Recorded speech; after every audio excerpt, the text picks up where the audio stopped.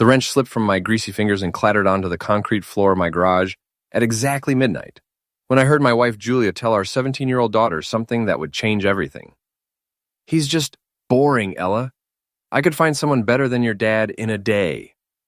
I froze under the hood of my battered '98 Mustang, engine oil dripping onto my forehead like some twisted baptism. Through the thin wall separating my sanctuary from our kitchen, I could hear every venomous word. "Then do it, Mom. See what happens." Ella shot back with that teenage attitude that usually annoyed me, but now felt like a lifeline of sanity. Nothing like being compared to a Craigslist blender, old, dependable, and apparently replaceable. I'm Danny Morrison, 42 years old, self-made IT consultant who built a decent life in this grimy Boston suburb with red brick houses and corner bars that smell like broken dreams. My hands are calloused from real work, not from gripping champagne flutes at networking events like Julia's new crowd. Julia used to love these hands. Now she flinches when I touch her shoulder. "You don't understand, Ella. Your father has no ambition. I'm the CTO of a tech startup now. I need someone who matches my energy, my vision." Her voice carried that practiced corporate tone she'd developed since her promotion 6 months ago. Back when she was just another programmer, we'd laugh about pretentious tech bros and their ridiculous jargon. Now she was one of them. "Whatever, Mom. I'm going to bed." Ella's footsteps stomped up the stairs, and I heard her bedroom door slam with enough force to rattle the windows. Julia muttered something I couldn't catch, then her heels clicked across our kitchen tiles. The front door opened and closed with deliberate quietness, the sound of someone trying not to wake a husband who was supposedly asleep. I wiped my hands on an old rag and checked the kitchen window. Julia's BMW was backing out of our driveway, her phone's blue glow illuminating her face as she typed furiously while driving. Classy, the house felt different now, like the air had been poisoned. I grabbed a beer from the fridge and noticed Julia's iPhone charging on the counter. She must have grabbed her work phone instead in her rush to, meet someone? Prove her point about finding someone better? My finger hovered over her phone's home button. In 15 years of marriage, I'd never violated her privacy. But 15 years of marriage apparently meant nothing to her anymore. The phone unlocked with her fingerprint. She'd added mine years ago during one of those trusting moments that now felt like evidence of my stupidity. Her messages app showed dozens of unread texts, but one conversation thread made my stomach drop. Chad Brennan. "Can't wait to see you tonight. Room 237 at the Riverside Motel." Julia. "Danny's working late in the garage again. Perfect timing." Chad. "Your husband sounds like a real winner." Julia. "Soon he'll be my ex-husband. Just need to document his emotional unavailability for the divorce lawyer." I scrolled up through weeks of messages, photos I won't describe, plans for weekend getaways while I thought she was at corporate retreats, detailed discussions about our joint bank accounts and how to hide money transfers. The beer bottle slipped from my numb fingers and shattered on the kitchen floor, amber liquid spreading across the tiles like my life was spreading into chaos. But instead of despair, something cold and calculating settled in my chest. Julia wanted to play games? Fine, but she'd picked the wrong opponent. I grabbed my keys and drove to the Riverside Motel, a run-down establishment that charged by the hour and didn't ask questions. My hands shook as I parked across the street, but my mind was crystal clear for the first time in months. Room 237's curtains were partially open and the view was exactly what you'd expect. Julia, my wife of 15 years with some pretty boy in an expensive suit who looked like he'd never worked a real day in his life. I took photos with my phone, each click feeling like a nail in a coffin. Chad's Tesla Model S sat in the parking lot like a silver middle finger to working-class guys like me. I walked over and keyed a long, deep scratch along the driver's side, then placed a fake parking ticket under his windshield wiper that read, "Violation, parking in someone else's life." As I walked back to my truck, movement in the Tesla's side mirror caught my eye. Chad was at the motel room window, staring directly at me with his mouth hanging open. I smiled and waved. My phone buzzed with a text as I drove home. "I think your husband just trashed my car." Game on, Julia. 3 days later, Julia's behavior shifted from distant to arctic. She spoke to me only when necessary, using the tone she reserved for incompetent tech support calls. The house felt like a crime scene where the homicide hadn't happened yet. "Danny, we need to talk," she announced over breakfast, not looking up from her phone. Ella had already left for school, probably to escape the toxic atmosphere that now permeated our home like gas from a slow leak. I'm listening, I said, buttering my toast with deliberate calm. I think we should consider couples counseling. You've become very distant lately. The irony was so thick I could have served it with pancakes. Distant? That's interesting coming from someone who's been working late every night this week. My job is demanding right now. The startup world doesn't operate on a 9-to-5 schedule. She finally looked at me, and I saw something I'd never seen before in her eyes. Contempt. Not everyone can coast on basic IT consulting forever. There it was. The real Julia. The one who'd been hiding behind fake smiles and corporate buzzwords for months.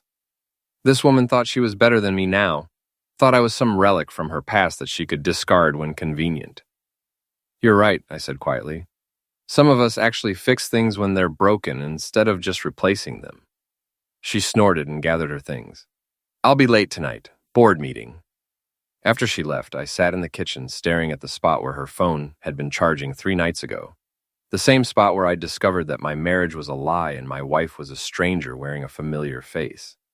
I drove to Ricky's gym, a converted warehouse that smelled like sweat, determination, and honest work. Ricky Sullivan had been my best friend since college, back when Julia thought my boxing background was exciting and bold instead of primitive and embarrassing. You look like someone pissed in your cornflakes, Ricky said, wrapping his hands before hitting the heavy bag. At 44, he still moved like the Golden Gloves champion he'd been 20 years ago. Julia's cheating on me. Ricky's hands stopped mid-rap. You sure? Caught them at a motel. Got photos, text messages, the whole sordid package. Jesus, Danny, what are you going to do? I'm going to destroy them. Ricky studied my face for a long moment. You going to take that lying down? Or are you going to rope-a-dope them? I'm going to make them wish they'd never heard my name. Over the next week, I became a ghost in my own life. Julia barely noticed my surveillance because she was too busy living her double life.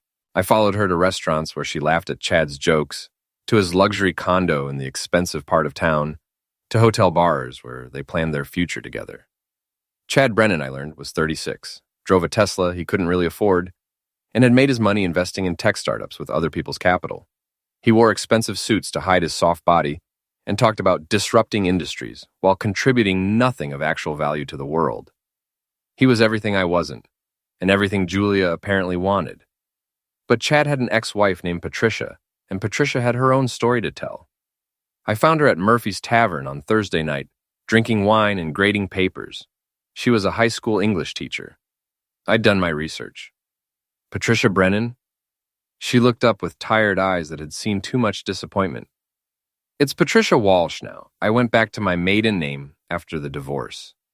I'm Danny Morrison. I think we have something in common. And what's that? Chad Brennan ruined both our lives. She laughed bitterly and gestured to the empty chair across from her. Sit down. Let me tell you about the man your wife thinks is her knight in shining armor. 2 hours and several drinks later, I had a complete picture of Chad's character.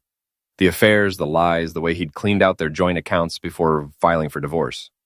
Patricia had been where I was now, and she'd lost everything. He's doing the same thing to your wife that he did to me, she said. The expensive gifts, the promises about their future together, the way he makes her feel special and sophisticated. How did it end?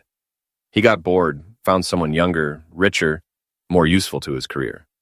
Your wife might think she's special, but she's just another stepping stone. I walked Patricia to her car, and she squeezed my hand before getting in. Whatever you're planning, Danny, make it count. Men like Chad never learn unless the consequences are severe. The next morning, I was at Ricky's gym working out my frustration on the heavy bag when Chad Brennan walked in. He looked around the grungy space like he'd accidentally entered a sewage treatment plant, his designer workout clothes pristine and ridiculous. You must be Danny, he said, approaching with the confident smile of a man who'd never been punched in the face. I think we need to talk. About what? I kept hitting the bag, each punch landing with satisfying impact. About your wife and your little vandalism stunt at the motel. I stopped and turned to face him. Up close, Chad was smaller than he looked in photos, with soft hands and the kind of fake tan that screamed insecurity. Vandalism? I don't know what you're talking about. The scratch on my car. The fake parking ticket. Very juvenile, Danny. Maybe you should park in better neighborhoods. His smile faltered. Look, I know this is difficult for you, but Julia's made her choice. She's outgrown this. gestured around the gym with obvious disdain. This whole blue-collar fantasy. She needs someone who can match her ambition. Someone like you, someone exactly like me. I pulled off my boxing gloves slowly, letting him see the calluses and scars on my knuckles. You know what I think, Chad? What's that? I think you're a parasitic piece of garbage who's never built anything in his life. I think you prey on married women because single women see through your act too quickly. And I think you're about to learn what happens when you mess with the wrong family. Chad's face flushed red. Are you threatening me? I'm educating you. He stepped closer, trying to use his height advantage to intimidate me. Big mistake. I'd been boxing since I was 12, and muscle memory kicked in before conscious thought could stop it. My right cross caught him square on the jaw, and Chad went down like a sack of expensive garbage. The gym fell silent, except for the sound of his groaning and Ricky's appreciative whistle. You ever touch my wife again? I said quietly, and I'll rearrange your face and your car. Chad struggled to his feet, a red line trailing from his split lip. You're insane. I'm calling the police. Go ahead. Tell them how you got beat up by a boring IT consultant in front of 20 witnesses who'll swear you threw the first punch. He looked around the gym at the faces staring back at him. Working-class guys who had no sympathy for rich boys playing with other men's wives. Chad grabbed his gym bag and stumbled toward the exit. This isn't over, he shouted. You're right, I called back. It's just getting started. That night, Julia came home with fire in her eyes and divorce papers in her hand. How dare you attack Chad? I have no idea what you're talking about. Don't lie to me, Danny. He told me everything. The stalking, the property damage, the violence. I'm done with this marriage. Ella appeared at the top of the stairs, her face pale and confused. Mom, what's going on? Your father's lost his mind, sweetheart. We're going to stay at Aunt Nina's for a while. Dad? Ella looked at me with questioning eyes. I wanted to tell her everything, about the cheating, the lies, the way her mother had been planning to destroy our family for months. But she was 17 and she didn't deserve to have her world shattered because her parents couldn't act like adults. Go pack a bag, honey. Your mom and I need to work some things out. Ella packed quickly and followed Julia to the car. As they drove away, Julia rolled down her window and delivered her parting shot. You have 48 hours to move out of my house, Danny. After that, I'm calling the police. I stood in my driveway watching their taillights disappear and smiled for the first time in weeks. If they wanted war, I'd give them one. And this time I wasn't pulling punches. Julia's house, she'd said. After 15 years of marriage, joint mortgage payments, and shared dreams, it was suddenly her house. The audacity was almost impressive. I spent the next morning making phone calls that would have made Julia's corporate training seminars proud. First, I called our bank and froze all joint accounts pending legal review. Then I called our credit card companies and canceled every shared card. Finally, I called my lawyer, my old college roommate Mike Chen, who specialized in divorce cases and had been warning me about Julia's behavior for months. She's been moving money, Mike told me over lunch. Small amounts, but consistent. Building a war chest. How much? About $30,000 over 6 months, all transferred to an account in her name only. Can we get it back? We can try. But Danny, there's something else. She's been documenting everything. Photos of the house, your work schedule, even your beer consumption. She's building a case that you're an unfit husband and father. I laughed, but there was no humor in it. Unfit? I've worked 60-hour weeks for 15 years to support her career ambitions. I've never missed one of Ella's school events. I don't drink more than a beer or two a week. I know that, and you know that. But in divorce court, perception is reality. She's going to paint you as an unstable, violent alcoholic who's holding her back from success. What about the affair? Massachusetts is a no-fault state. Her cheating won't affect property division, but it might help with custody if we can prove she's been neglecting Ella. That afternoon, I drove to Julia's sister Nina's house in the suburbs. Nina had always disliked me, though I'd never understood why. She was 41, unmarried, and had built a successful career as a marketing consultant. She had also been Julia's confidant throughout our marriage, which now seemed less like sisterly bonding and more like strategic planning. I rang the doorbell and waited. Nina answered with a smug smile that told me everything I needed to know about whose side she was on. Danny, Julia said you might show up here. I want to talk to my daughter. Ella doesn't want to see you right now. She's very upset about your violent behavior. My violent behavior? You mean defending myself against the man who's been sleeping with my wife? Nina's smile widened. I mean your pattern of aggressive behavior that's been escalating for months. Julia's told me all about your drinking, your mood swings, your threats. That's interesting since none of that is true, isn't it? Then why did you attack an innocent man at a gym full of witnesses? I studied Nina's face and saw something that made my blood run cold. She was enjoying this. The destruction of my marriage, the pain in my daughter's eyes, the complete upheaval of my life, it was all entertainment for her. Let me talk to Ella. No, she's my daughter. She's a minor who's afraid of her father's unpredictable behavior. Maybe you should focus on getting the help you obviously need. The door closed in my face with a soft click that sounded like a judge's gavel. I sat in my truck for 20 minutes, watching the house and thinking about the woman I'd married. Julia had been different once, warmer, funnier, less calculating, but maybe I'd been seeing what I wanted to see instead of who she really was. Maybe the corporate success hadn't changed her. Maybe it had just revealed her true nature. That evening, I put my plan into motion. Chad's condo was in a converted warehouse in the trendy part of downtown, all exposed brick and floor-to-ceiling windows. The kind of place that screamed, I have money but no taste. He was throwing a party. I could see the crowd through the windows, tech bros and startup founders celebrating whatever meaningless milestone they'd achieved that week. Ricky met me in the parking garage, dressed in a catering uniform he'd borrowed from his cousin. You sure about this? They want to destroy my reputation? Let's see how they like having theirs exposed. We took the service elevator to Chad's floor, Ricky carrying a case of wine and me carrying a laptop bag. The party was in full swing, and nobody questioned 2 more caterers and a crowd of 50 guests. I found Chad's home office and plugged my laptop into his smart TV system. It took less than 5 minutes to hack into his presentation setup. The man used password 123 for his Wi-Fi network. Ladies and gentlemen, I announced over the party's sound system, I have a special presentation for you tonight. The crowd turned toward the main TV screen as I began my slideshow. First, Chad's text messages with Julia, including the ones where they laughed about her boring husband and planned their future together. Then photos of their hotel meetings, complete with timestamps and locations. Finally, Julia's messages to her divorce lawyer, detailing how she planned to screw Danny out of everything he's worked for. The room fell silent, except for the sound of champagne glasses hitting the floor. Chad appeared at my side, his face purple with rage. What the heck do you think you're doing? Educational outreach. Your investors deserve to know what kind of man they're backing.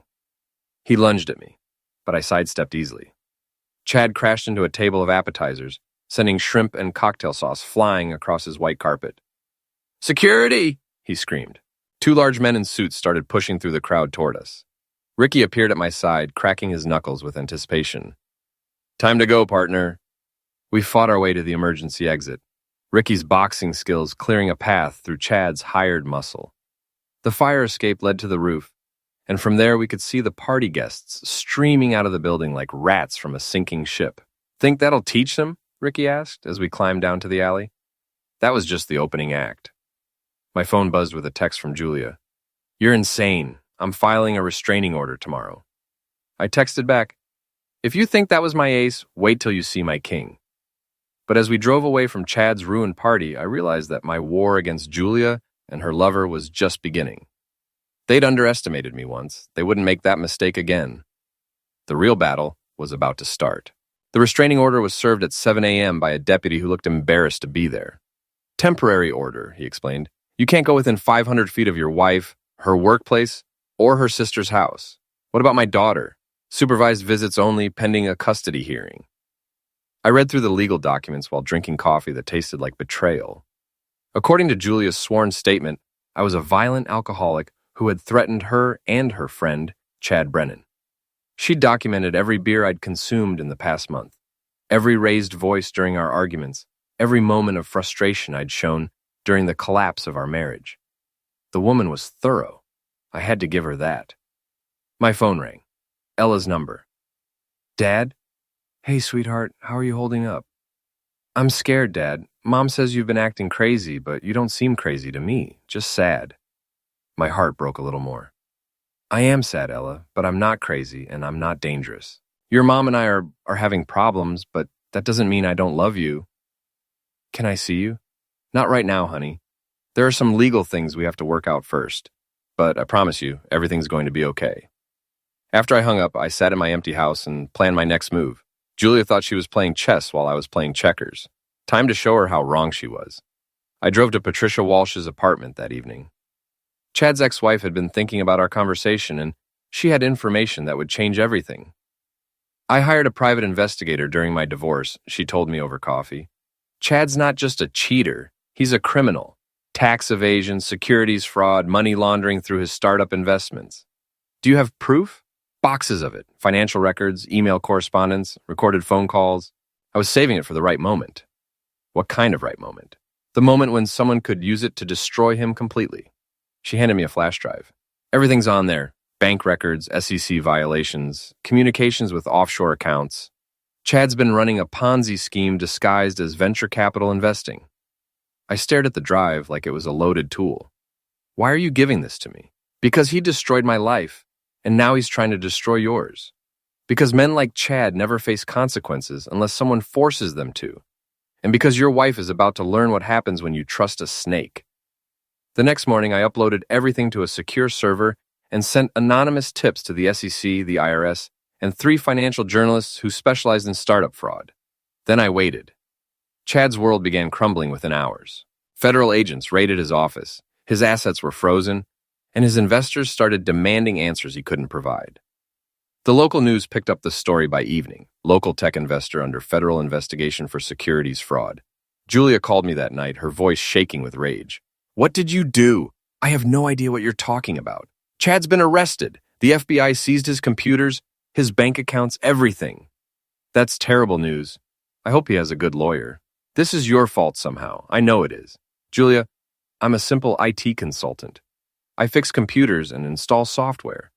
I don't have the power to bring down federal investigations on innocent people. Chad is innocent. Then he has nothing to worry about. But Chad wasn't innocent, and within a week the evidence was overwhelming. His startup investments were revealed as elaborate shell games. His luxury lifestyle funded by money stolen from pension funds and retirement accounts. The man Julia thought was her ticket to a better life was actually a federal criminal facing 20 years in prison. I should have felt satisfied, but something was bothering me. Julia's transformation from loving wife to calculating enemy had been too sudden, too complete. People don't change that dramatically without help. The answer came from an unexpected source, Ella.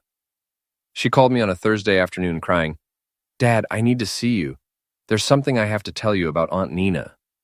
We met at a diner across town, far from Nina's house and Julia's restraining order. Ella looked exhausted, like she hadn't slept in days. Aunt Nina's been filling Mom's head with poison for months, she said. I heard them talking last night, and Nina's the one who introduced Mom to Chad. She's the one who convinced Mom that you were holding her back. Why would Nina do that? Ella stared into her coffee cup. Because she's in love with Mom, Dad. She has been for years. She wants Mom to leave you so they can be together. The pieces clicked into place with sickening clarity. Nina's hostility toward me throughout our marriage. Her influence over Julia's career decisions. Her eagerness to help destroy our family. There's more, Ella continued. Nina's been recording your phone calls, following you around, building a file to use against you in court. She wants to make sure you lose everything so Mom will have nowhere to go except to her. How do you know all this? I found the files on her computer.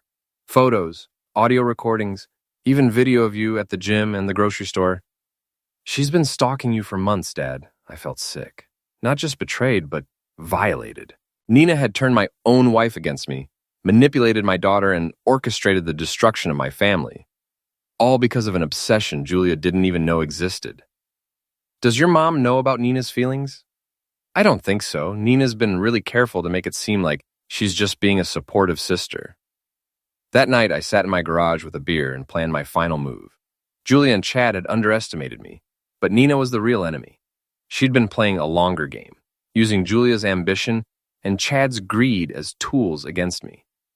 Time to turn those tools around. I spent the weekend preparing evidence packages.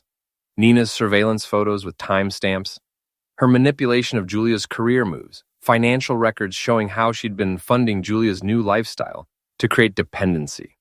But I needed more than evidence. I needed a stage. Julia's tech company was hosting a major investor presentation on Monday night, a chance to secure funding for their next phase of growth. Julia would be presenting along with the other executives. The tech community would be watching. Nina would be there too, playing the role of supportive sister while secretly orchestrating the next phase of her plan. I smiled as I loaded my equipment into the truck. They wanted a villain? I'd give them a performance they'd never forget. The final act was about to begin. The Boston Tech Innovation Center buzzed with energy as investors, entrepreneurs, and media representatives filled the auditorium for what the industry blogs had dubbed the pitch event of the year. Julia's company, Next Gen Solutions, was presenting their revolutionary data analytics platform to potential investors worth hundreds of millions of dollars.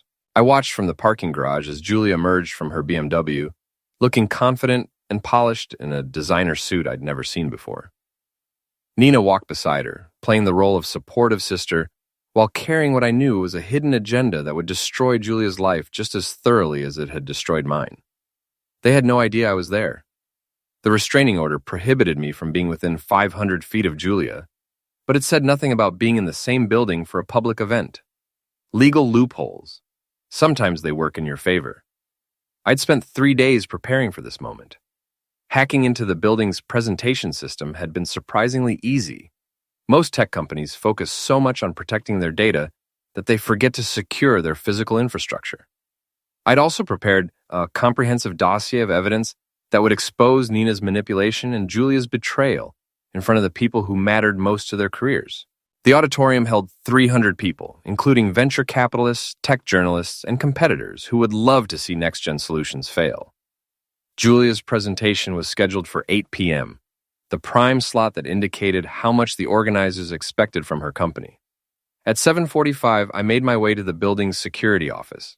The guard was a guy named Pete, who I'd met during my IT consulting work.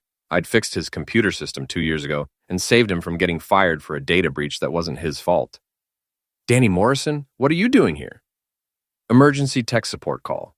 The presentation system's been acting up and they need someone who knows the building's infrastructure. Pete looked confused but waved me through. Make it quick, man. This is a big night for them. I took the service elevator to the AV control room above the auditorium. Through the one-way glass, I could see Julie on stage, adjusting her microphone and reviewing her notes. She looked nervous but determined, probably thinking this presentation would launch her into the upper echelons of the tech world. Nina sat in the front row, smiling proudly at her unwitting puppet. At exactly 8 p.m., Julia began her presentation. Good evening, everyone. I'm Julia Morrison, CTO of Next Gen Solutions, and I'm here to show you the future of data analytics. I let her get through the first 10 minutes of technical details and market projections. The audience was engaged, and several investors were taking notes. Julia was hitting all her marks, demonstrating the charisma and intelligence that had made me fall in love with her 15 years ago. Then I activated my surprise. The main screen flickered, and Julia's presentation disappeared, replaced by a new slideshow titled, The Real Story Behind Next Gen Solutions. What's happening? Julia asked, pressing buttons on her presentation remote. The first slide showed text messages between Julia and Chad, discussing how to hide their affair from boring Danny and planning their future together. The audience murmured as they read the explicit details of their relationship. This is a technical malfunction, Julia announced, her voice rising with panic. Can we get IT support up here? The second slide displayed financial records showing how Julia had been embezzling money from our joint accounts to fund her new lifestyle and her affair with Chad. Bank transfers, credit card statements, and hotel receipts painted a clear picture of deception and theft. Julia's face went pale as she recognized the documents. Turn off the screen. This is private information. But the audience was riveted. Tech industry gossip was rare and valuable, and everyone in the room was recording this meltdown on their phones. The third slide was the revelation I'd been saving. Nina's surveillance files. Photos of me taken without my knowledge, audio recordings of private conversations, and most incriminating of all, Nina's own notes detailing her plan to eliminate Danny from Julia's life permanently. Nina Walsh has been manipulating Julia Morrison's personal and professional decisions for over a year, the slide text explained. Her goal? Destroy the Morrison marriage and create emotional dependency that would allow her to control Julia's life completely. Nina jumped from her seat, her face flushed with rage and panic. This is lies, all of it. The final slide contained Nina's private journal entries, which I'd found on her computer during a little late-night reconnaissance work. Her obsession with Julia was laid bare in her own words. Detailed fantasies about their life together, bitter rants about my inferior genetics, and working-class limitations, and step-by-step plans for seducing Julia once I was out of the picture. The auditorium fell silent, except for the sound of phones recording and investors whispering among themselves. Julia stared at the screen, her mouth open in shock. Nina, is this true? Nina's composure finally cracked completely. You don't understand, Julia. I love you. I've always loved you. Danny was holding you back from everything you could become. You manipulated me. You destroyed my marriage. You made me betray my family. I set you free. Julia looked around the auditorium at 300 faces staring back at her with disgust, fascination, and contempt. Her career was over. Her reputation was destroyed. Her personal life was exposed as a web of lies and manipulation. She spotted me in the AV booth, and our eyes met through the one-way glass. I picked up the microphone that connected to the auditorium's sound system. Ladies and gentlemen, I'm Danny Morrison, Julia's husband. For the past year, my wife has been systematically destroying our family based on lies fed to her by a woman who wanted to possess her completely. Julia chose to believe those lies because they justified what she wanted to do anyway. Abandon her responsibilities and pursue a fantasy life with a criminal who's now facing federal charges. The audience was completely silent now, hanging on every word. I'm not innocent in this story. I made mistakes, I took my wife for granted, and I failed to see the warning signs that our marriage was in trouble. But I never lied to her. I never betrayed her, and I never tried to destroy her life for my own selfish purposes. Julia was crying now, mascara running down her cheeks as she realized the full scope of what she'd lost. Nina Walsh thought she could play puppet master with other people's lives. Julia thought she could discard 15 years of marriage like an outdated smartphone. They both forgot that actions have consequences, and those consequences don't care about your intentions or your justifications. Security guards were moving toward the AV booth, but I wasn't finished. I want my daughter to know that her father fought for this family, even when fighting meant becoming the villain in other people's stories. Sometimes the only way to expose the truth is to burn down the lies that are hiding it. I disconnected the microphone and walked out of the booth as security arrived. The auditorium was in chaos. Investors were leaving, journalists were making phone calls, and Julia was being comforted by people who would abandon her as soon as the cameras stopped rolling. In the parking garage, I found Nina waiting by my truck, her face twisted with rage. You destroyed everything, she screamed. Julia will never forgive you for this. Julia will eventually realize that I saved her from you and from herself. She loved me. She was finally ready to leave you. She loved the fantasy you sold her. But fantasies don't pay mortgages or raise children or build real lives. Nina lunged at me with her keys, trying to scratch my face. I caught her wrist easily and held it until she stopped struggling. It's over, Nina. You lost. I released her and got in my truck. Through the rearview mirror, I watched her collapse against a concrete pillar, finally understanding that her elaborate plan had backfired completely. My phone was buzzing with calls and text messages, but I ignored them all except one. Ella. Dad, I saw the video online. Are you okay? Me. I'm fine, sweetheart. It's all over now. Come home whenever you're ready. Ella. I'm ready now. I drove through the rain-soaked streets of Boston toward my house. My house now, since Julia's embezzlement had voided her claim to marital assets. The radio was playing something soft and sad, but I turned it off. I'd had enough sadness for one lifetime. Tomorrow, there would be lawyers and reporters and consequences to face. Julia would have to rebuild her life from scratch. Nina would probably face criminal charges for her surveillance activities. And I would have to figure out how to be a single father to a teenager who'd watched her family explode in the most public way possible. But tonight, I was driving home to my daughter, my garage, and my battered Mustang that still ran perfectly despite everything it had been through. Sometimes the villain wins because he's the only one telling the truth.